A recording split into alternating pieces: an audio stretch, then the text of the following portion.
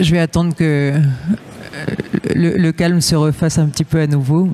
Je sais que tout le monde a bientôt faim. On va essayer de respecter précautionneusement les 40 minutes. Donc on va évidemment continuer de parler du risque de guerre. Depuis le retour des conflits de haute intensité, les risques de guerre reprennent une place centrale dans les couvertures d'assurance maritime et aérienne. Comment ces risques sont-ils appréhendés et couverts? Quelles sont les jurisprudences aujourd'hui? On en parle avec vous trois. Frédéric Denefle, vous êtes président de l'IUMI, qui est l'Union internationale de l'assurance maritime. Vous êtes aussi, tout le monde vous connaît ici, le directeur général de Garex, qui assure les risques de guerre dans le maritime et le transport. Également avec nous, Béatrice Bray. Vous êtes britannique, avocat spécialisé en contentieux maritime pour HFW, qui est basé à Londres, avec une grande expérience dans la gestion de litiges complexes qui impliquent plusieurs juridictions. Et puis Christophe Grabert, vous êtes PDG de la Réunion aérienne, tout le monde vous connaît aussi, et vous offrez des solutions d'assurance dans l'aérien et le spatial. Alors, on va faire un rapide panorama du marché des risques de guerre avec vous, Frédéric. Quelle est la situation actuelle du marché maritime ? Merci beaucoup pour cette introduction. Lorsque nous avons préparé notre table ronde, nous n'avions pas présumé ce qui s'est passé ce week-end en Iran, même si le sujet était sur la table, on n'avait pas imaginé qu'il puisse y avoir cette accélération. L'incertitude qui règne aujourd'hui en Iran pour le transport maritime qui passe par le détroit d'Ormuz vient à la suite de différentes crises qui se sont succédées dans le temps. Je vais les rappeler ici pour que tout le monde prenne bien conscience de la régularité de la situation de conflit que nous rencontrons désormais dans le transport maritime. Nous avons d'abord eu la mer Noire en 2020 avec le blocage des ports ukrainiens suite à l'invasion par la Russie du territoire ukrainien. Nous avons eu les problèmes liés donc au conflit entre Israël et Hamas avec les difficultés de transit sous la menace des Houthis en mer Rouge. Aujourd'hui, nous avons le détroit d'Ormuz et puis nous avons d'autres foyers de tensions qui peuvent impacter le transport maritime dans d'autres endroits de la mer Rouge, Éthiopie ou autres pays limitrophes de la mer Rouge qui sont avec la Somalie par exemple des foyers récurrents de tensions pour le transport maritime et le transport tout court d'ailleurs. Donc l'assurance maritime aujourd'hui est confrontée à ces risques successifs. C'est un problème d'intensité, c'est un problème de récurrence et c'est un problème qui malheureusement ne trouve pas de solution. Encore une fois, l'Ukraine 2020, la guerre est toujours là. Le conflit donc entre le Hamas et Israël qui a eu des répercussions sur la mer Rouge, qui a commencé il y a pratiquement 2 ans maintenant, et puis le détroit d'Ormuz qui est sous tension, qui est le résultat aussi d'une accélération de la crise, mais qui a commencé il y a très très longtemps. Donc un panorama qui aujourd'hui met le risque de guerre en matière maritime et en matière transport au milieu de la scène, au milieu de l'échiquier de l'analyse de risque. Christophe Grabert, concernant la couverture de ces risques de guerre, dans l'aérien, parce que vous êtes spécialisé là-dedans, tant pour le marché français qu'international, quel est l'impact de ces conflits récents sur les primes, les exclusions et puis les conditions de renouvellement ? Oui, alors beaucoup de similitudes avec le marché maritime, hein. À la différence que vous l'aurez compris, la géographie a un petit peu moins d'importance, hein. On a un peu plus de place dans le ciel pour évoluer que là, on est contraint, en maritime, on est contraint à passer à certains endroits qui peuvent être étroits, qui peuvent être risqués, etc. Beaucoup de similitudes. On est plutôt sur un phénomène aujourd'hui de forte intensité, mais quand même de faible fréquence. heureusement, pour les passagers potentiels que nous sommes, hein, puisque beaucoup d'entre nous et beaucoup de gens prennent l'avion aujourd'hui. Je rappelle, hein, à peu près plus de 4 milliards de passagers par an aujourd'hui sur la planète, donc on voit que beaucoup de gens utilisent l'avion. C'est vrai qu'on est sur des logiques d'analyse du risque qui sont un tout petit peu différentes, mais avec tout de même une très forte corrélation à ces phénomènes internationaux qui modifient les routes, qui modifient les parcours, qui modifient les prix des billets d'avion, qui modifient le coût de l'assurance. Pour vous donner un range de prix, hein, c'était une de vos questions, il y a quelques années, le marché mondial de l'assurance risque de guerre en aéro représentait à peine une centaine de millions de dollars de prime mondiale, hein, ce qui est rien du tout. Aujourd'hui, on est à 1 milliard. Donc on a un rapport de 1 à 10. Et ce 1 milliard, c'est un prix qui existait ou qui existe encore vaguement aujourd'hui, avant la résolution du juridique, j'entends, du conflit entre les lessors et sur le conflit ukrainien, dont ma voisine va parler plus en détail tout à l'heure, qui sera un sinistre très très conséquent.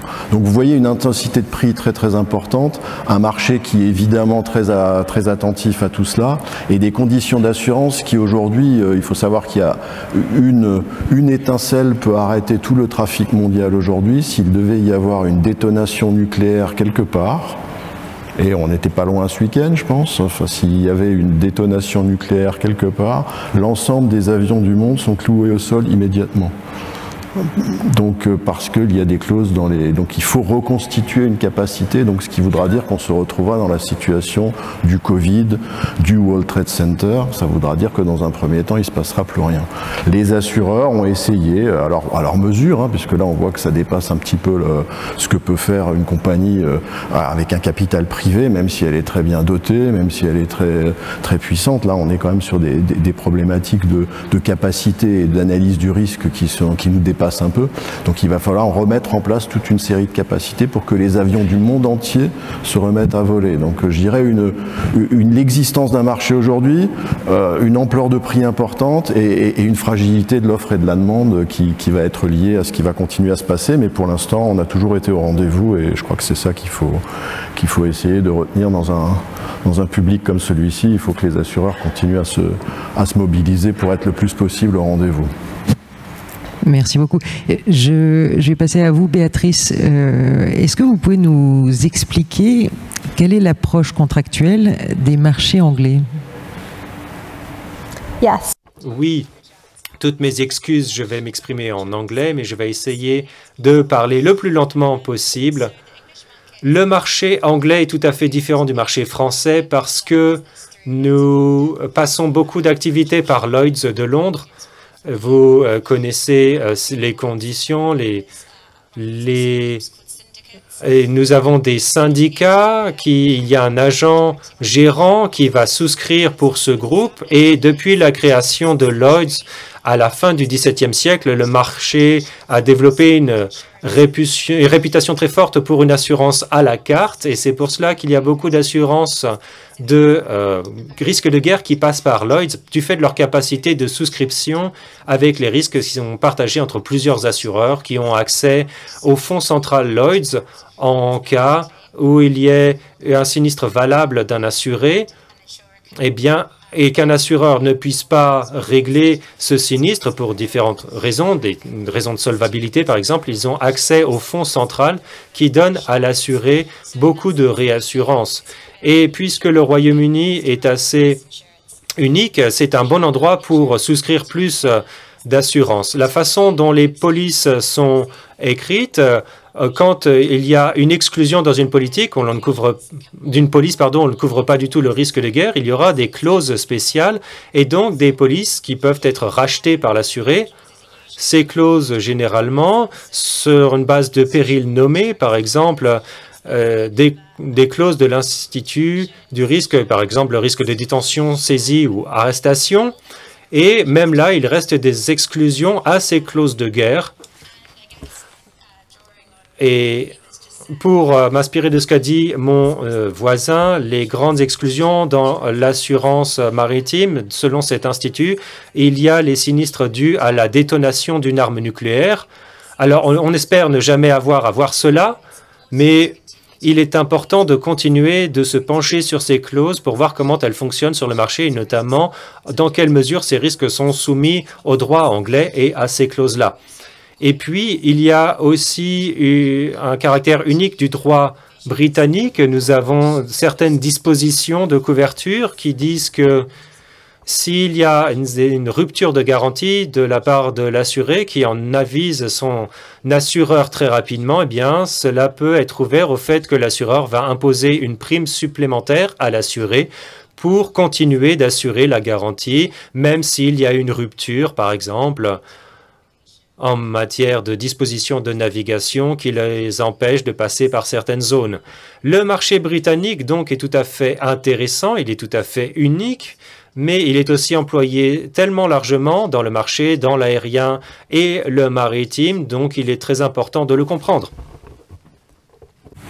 En effet, c'est important de le comprendre. Et dans quelle proportion, alors c'est une question que je n'avais pas nécessairement préparée, mais dans quelle proportion le marché anglais représente, enfin, quelle est sa proportion dans le monde des contrats ? Frédéric. C'est une question à laquelle il est très difficile, voire impossible de répondre pour une raison très simple, c'est que nous n'avons pas de statistiques distinctives qui nous permettent d'identifier les primes qui sont payées en matière d'assurance risque de guerre. Personne sur la communauté internationale des assureurs maritimes ne s'est mis d'accord sur des standards communs pour identifier et suivre les primes qui sont payées pour l'assurance risque de guerre. Et de la même manière, nous n'avons pas de statistiques qui nous permettent d'identifier le nombre de sinistres qui sont payés du fait d'un risque de guerre ou au titre d'une police qui couvre le risque de guerre. Donc il est très très difficile de dire quel est le poids respectif des uns et des autres en matière d'assurance risque de guerre. En revanche, si on a une incertitude côté chiffres, on a une certitude côté pratique et côté standard professionnel. Cette certitude, c'est que lorsqu'on parle de l'assurance corps contre le risque de guerre, l'assurance des navires contre le risque de guerre, eh bien nous savons que ce sont les standards anglais, les standards du marché de Londres qui sont utilisés pour définir les conditions d'assurance en matière de transit maritime, en matière de zones dangereuses. Et c'est les spécialistes du marché de Londres, nos collègues du marché anglais avec qui nous avons des contacts, qui identifient les zones dangereuses dans lesquelles eh bien, les armateurs doivent être extrêmement prudents et pour lesquelles ils doivent spécifiquement se rapprocher de leurs assurances risque de guerre, avant d'aller dans ces zones, avant d'organiser une expédition. S'ils ne le font pas, eh bien, ils n'auront pas le bénéfice de leur assureur risque de guerre en principe. Donc d'un côté une incertitude sur les chiffres, donc une incertitude sur le poids effectif du marché anglais, même si de mon point de vue il doit être très très important, mais de l'autre des certitudes qui sont liées au fait que nous utilisons des standards contractuels qui sont en provenance du marché anglais pour définir le contenu de nos clauses et le contenu de nos engagements vis-à-vis des armateurs. Des armateurs, hein, pas des chargeurs de marchandises. Les chargeurs de marchandises, c'est un autre monde et ça obéit à d'autres standards contractuels.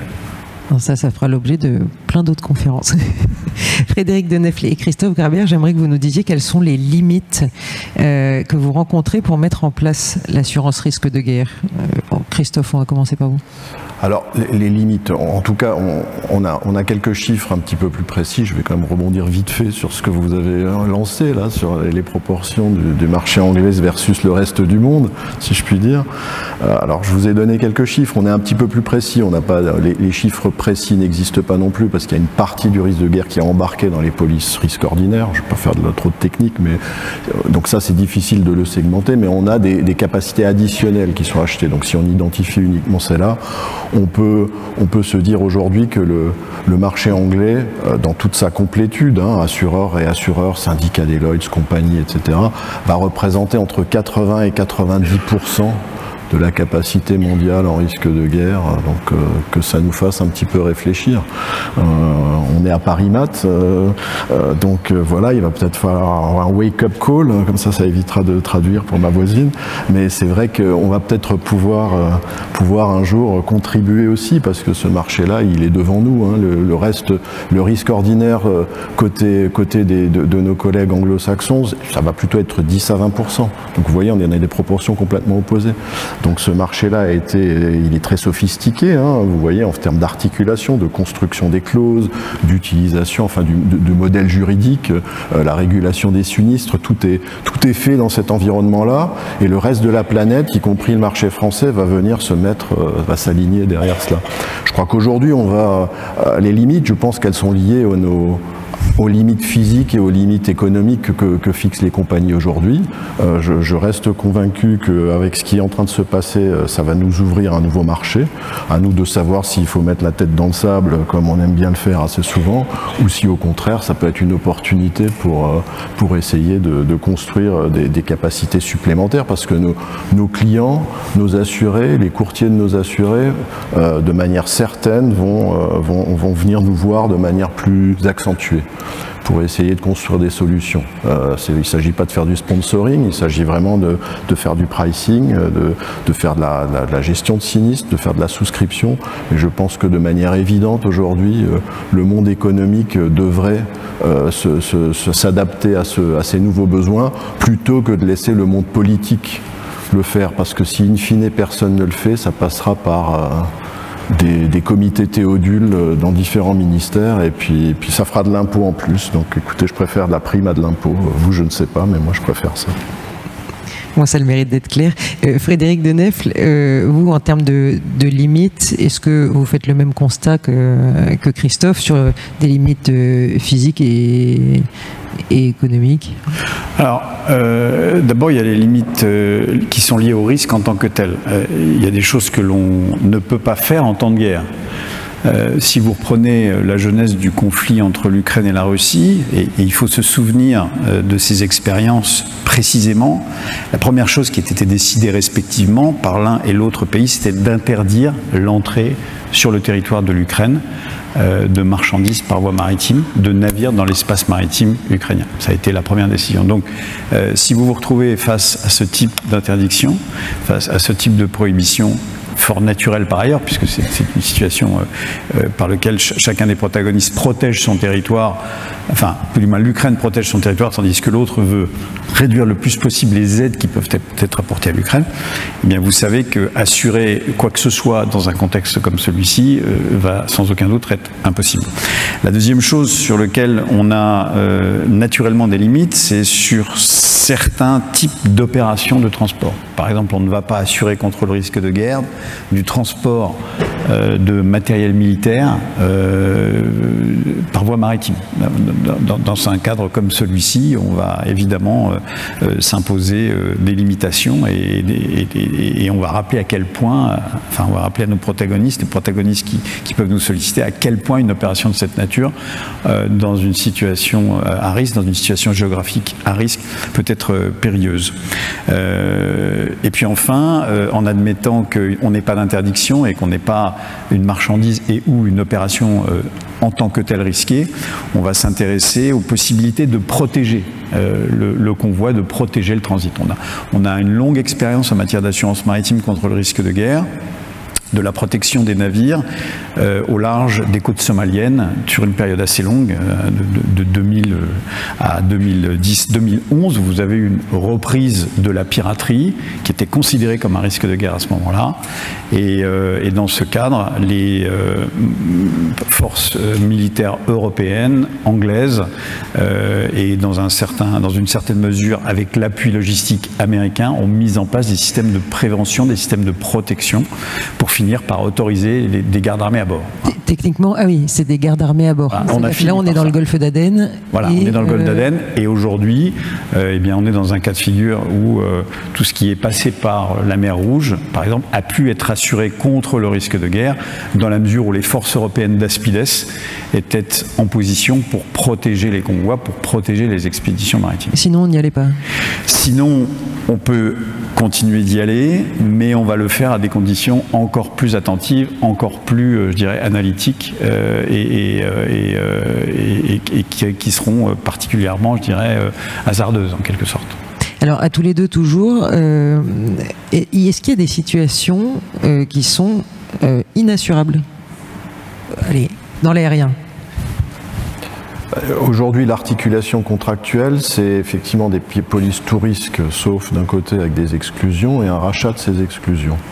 La seule chose qui n'est jamais rachetée, c'est le risque nucléaire en tant que tel.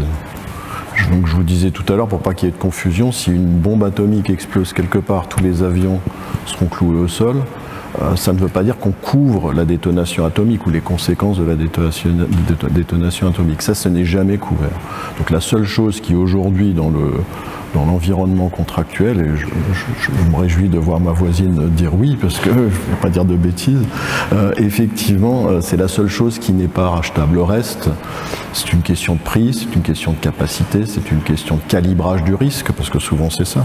Le client veut tout, l'assureur ne veut rien, et le courtier se retrouve au milieu. Donc assez souvent, on va essayer d'être entre ce tout, ce rien, et avec quand même l'envie de gagner une commission au passage. Donc il y a un facteur motivant pour tout le monde. Donc voilà, à part le nucléaire, je dirais que tout est permis.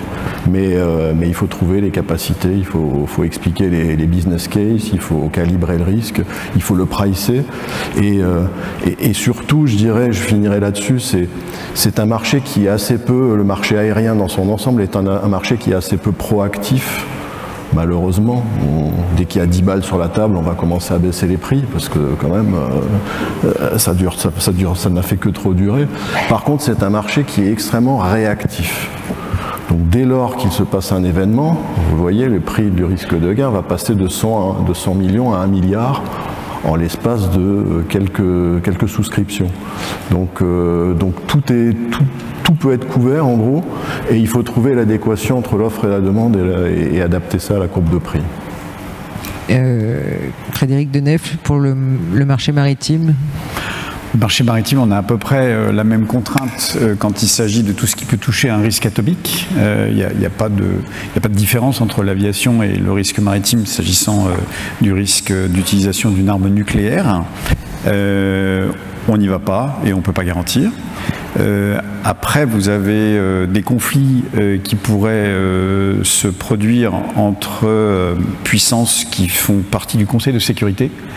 Si vous avez un conflit qui éclate entre la France et la Russie, par exemple, eh bien vous vous retrouvez dans un contexte où les compagnies d'assurance utilisent des clauses par lesquelles elles s'interdisent d'apporter leur concours à ce type de situation.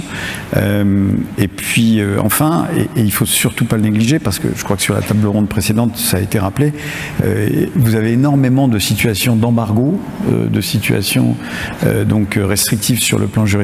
Alors ça n'a rien à voir avec les risques que j'identifiais juste avant, mais qui nous interdisent d'assurer un certain nombre d'opérations ou un certain nombre d'expéditions. Mais qui ne sont pas des risques de guerre. Alors, Cuba, par exemple. Ça peut être assimilé de près ou de loin à une conflictualisation, entre parenthèses, des relations internationales. Si par exemple vous prenez tout ce qui se passe, tout ce qui a été décidé contre le pétrole russe et la mise en place d'un price cap pour le pétrole russe, eh bien on a fait du transport de pétrole russe et de l'assurance du pétrole russe quelque part un moyen de rétorsion contre la Russie et de façon à limiter ses capacités économiques sur la vente de son pétrole. Et donc on n'est pas dans de la guerre en tant que telle, mais on est dans une prestation de service qui est considérée comme étant un soutien ou un support à l'activité belligérante de la Russie. Donc on nous interdit de l'assurer. Donc c'est aussi ça qu'il faut bien avoir en tête.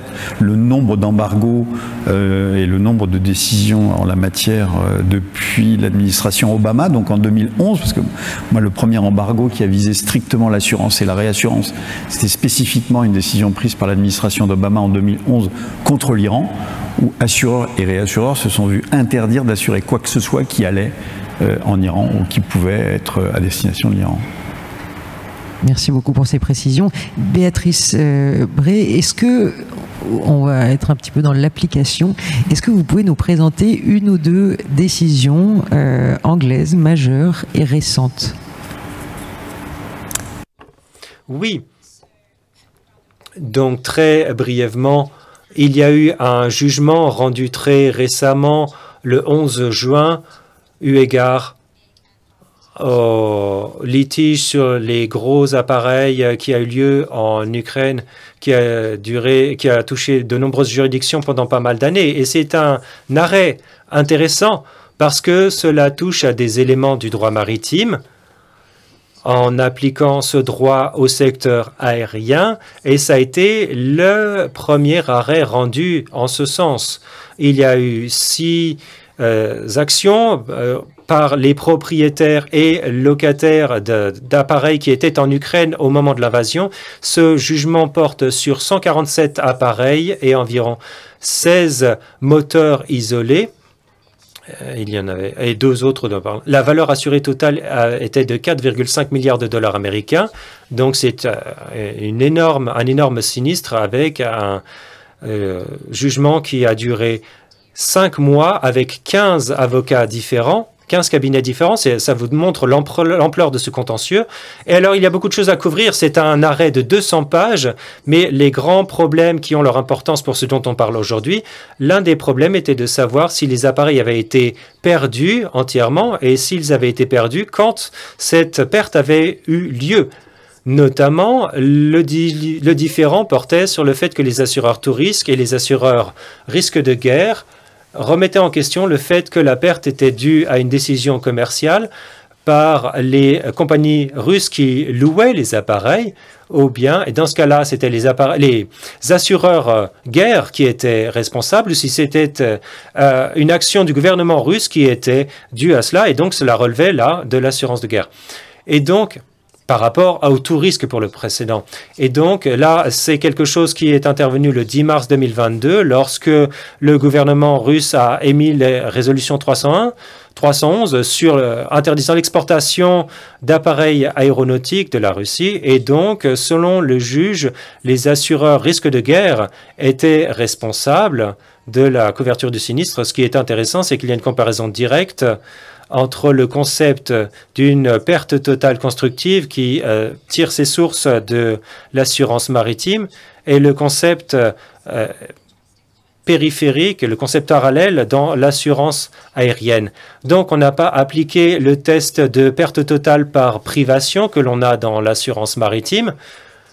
Et donc, la probabilité de récupération, mais il dit que c'est une perte de privation pour les assureurs non maritimes, c'est quand le sinistre se fait sur la base d'une probabilité permanente. Et donc, dans cet exemple, la permanence est définie comme une durée sur la durée de vie commerciale de l'appareil, je cite, et donc on a rejeté l'idée que pour les assureurs maritimes, un navire ne peut pas être récupéré dans une durée raisonnable. Et donc, cette obligation de durée raisonnable n'a pas été appliquée à l'aérien. Et donc, on voit que la perte totale pour une récupération par l'assurance dans une police guerre ou autre aura un sens différent si on l'applique à différents biens. Le juge a confirmé néanmoins que le coût fatal dans la doctrine s'applique aussi si on est privé sur la durée de la police par un risque assurable et donc les périls assurables, les aléas assurables dans cette clause. Si cela devient ensuite un sinistre permanent, dans une série d'événements non interrompus, eh bien l'assureur est responsable même si cela ne se matérialise qu'après la durée de vie de la police. Ça, c'est intéressant parce que dans le maritime, on voit que parfois, il y a des cas sur la détention et la perte totale par destruction, mais ça ne va pas jusqu'au contentieux, donc il n'y a pas énormément de jurisprudence là-dessus. Il y a eu une jurisprudence dans le conflit irano-irakien avec l'arrêt Bamburi. C'était un navire qui a été détenu, mais Ça, c'est un domaine intéressant du droit où il n'y a pas énormément de jurisprudence à regarder et donc ce jugement est très important et cela touche à tout un tas d'aspects du droit, notamment dans l'aérien, avec des questions de savoir si l'assuré pouvait récupérer sur la base d'une clause contingente et puis des questions aussi de paiement au vu des sanctions américaines ou américano-européennes. Donc, c'est un arrêt extrêmement important. Et quand j'ai préparé cette conférence, le jugement n'avait pas encore été rendu et cela montre qu'il y a de plus en plus de corpus de jurisprudence qui est développé et donc il est important de rester toujours à l'affût de cela, notamment dans le droit britannique de common law qui est très important dans notre domaine.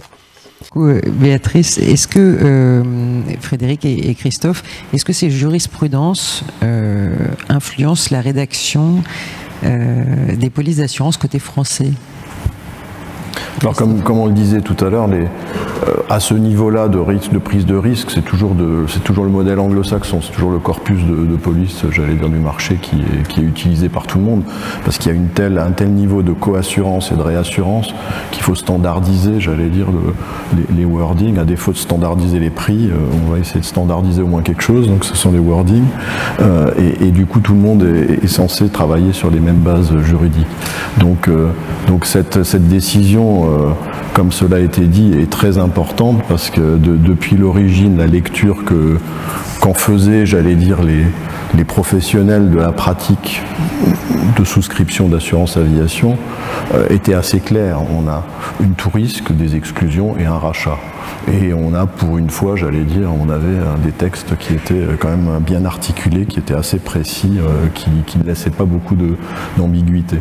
Là, ce sont plutôt les enjeux financiers qui ont conduit les clients à essayer de réclamer au titre des différentes garanties possibles, parce que si tout avait été aligné, si les capacités en risque de guerre et en risque ordinaire avaient été les mêmes, il n'y aurait pas eu de grande raison de ne pas actionner la garantie qui était, bon, Ukraine-Russie, ça ressemble un peu à de la guerre, donc c'était assez logique d'aller vers là.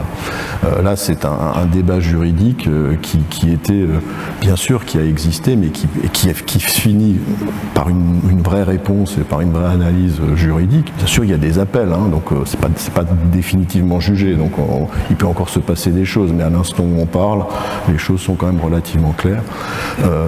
Donc les polices ne méritent pas forcément d'être revues. Ce qui mérite d'être revu, c'est les niveaux de garantie.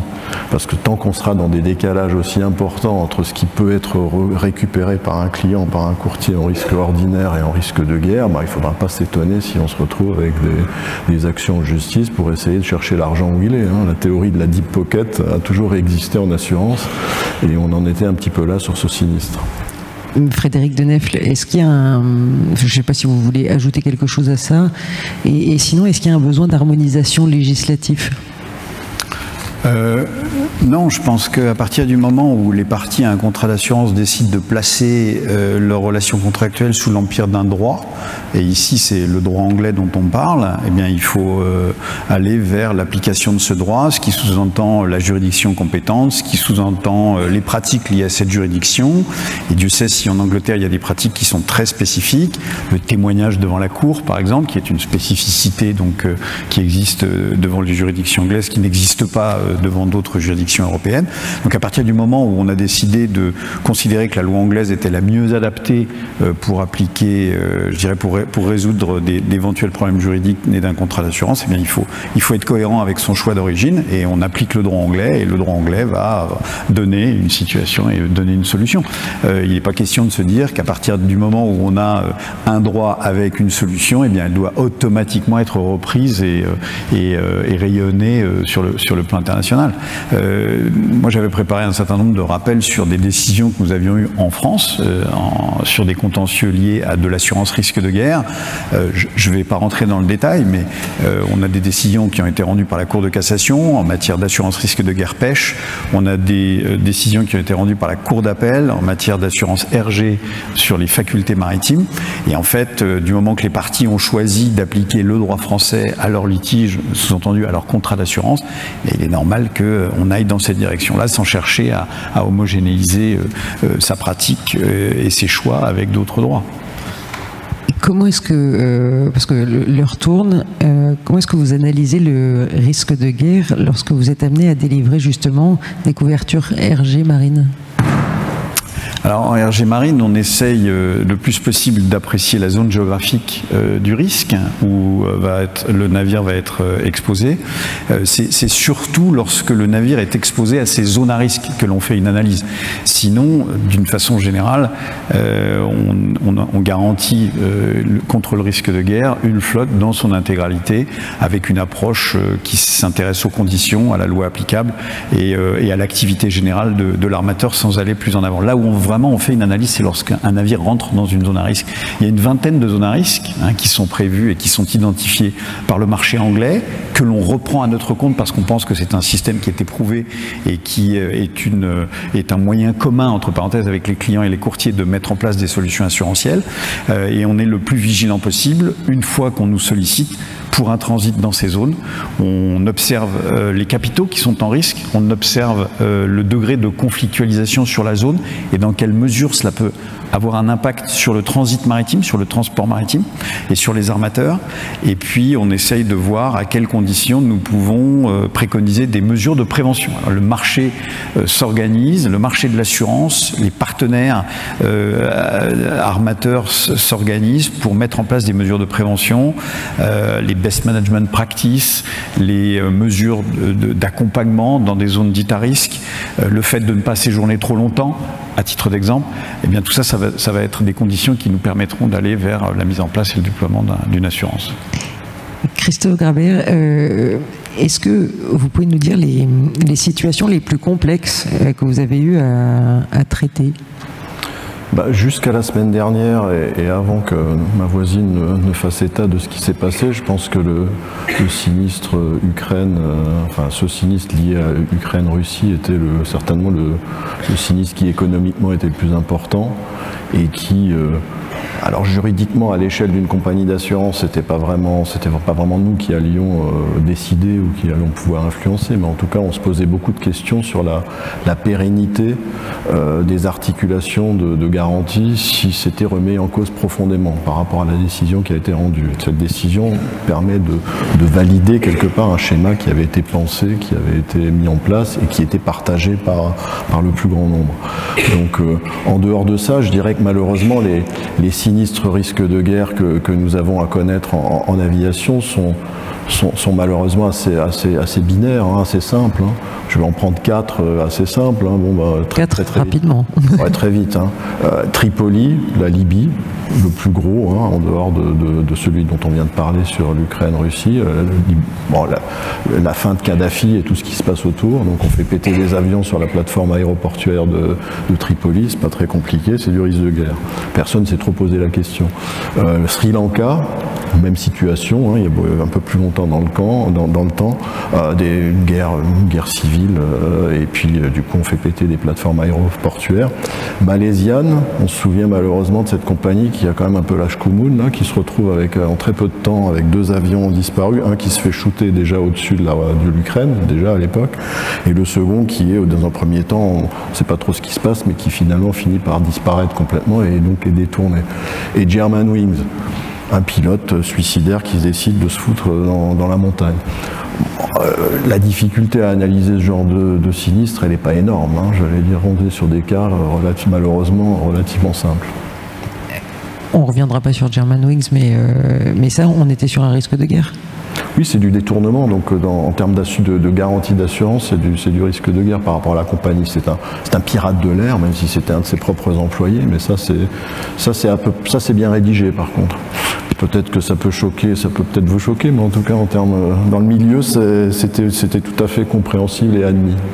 Très bien. Il nous reste 2 minutes et à tous les 3 très rapidement, comment est-ce que vous voyez évoluer l'assurance risque de guerre dans les 3 à 5 prochaines années, Frédéric?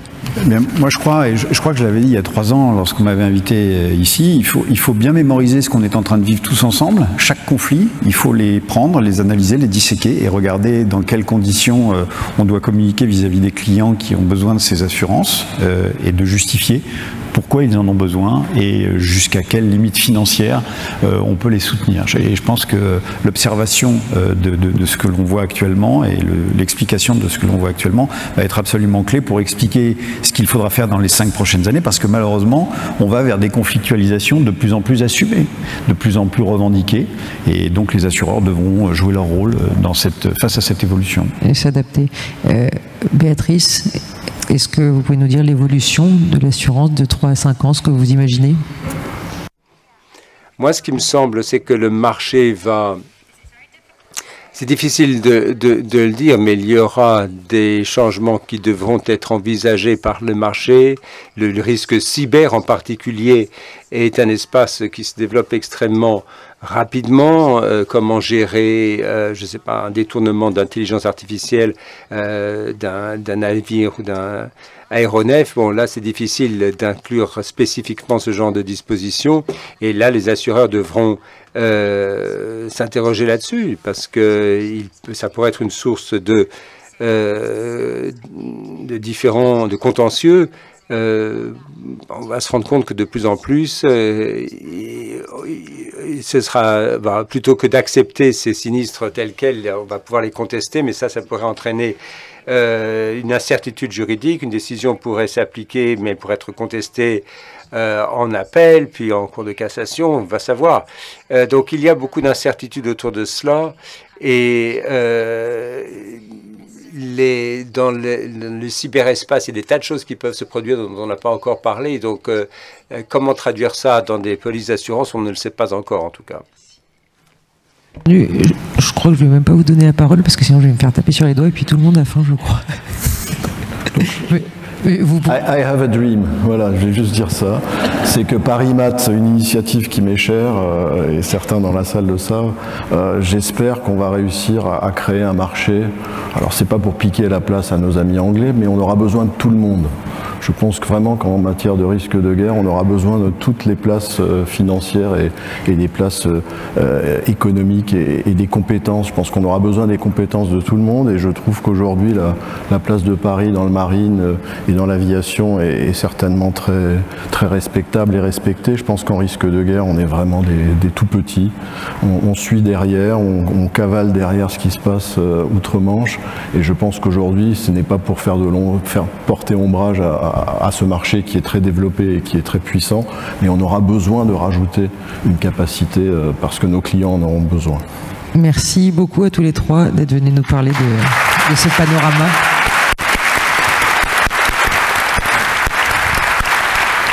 Voilà. Cécile, je vous rends la parole. Merci. Merci Sabine, merci à tous les quatre. Je vous invite à descendre où vous voulez. Juste un petit mot pratique pour conclure. C'est maintenant l'heure du déjeuner. Il est assis, il est à 3 endroits différents en bas. N'hésitez pas à vous trouver une place avec vos meilleurs amis soit dehors, soit dans les salons, soit dans la grande salle. Et un autre petit point, pour ceux qui ont commandé un menu végétarien, vous pouvez passer à l'accueil, chercher un petit drapeau qui permettra aux serveurs de savoir que vous déjeunez végétarien. Et je vous donne un rendez-vous à 14h30 précise pour la reprise des débats. Merci beaucoup.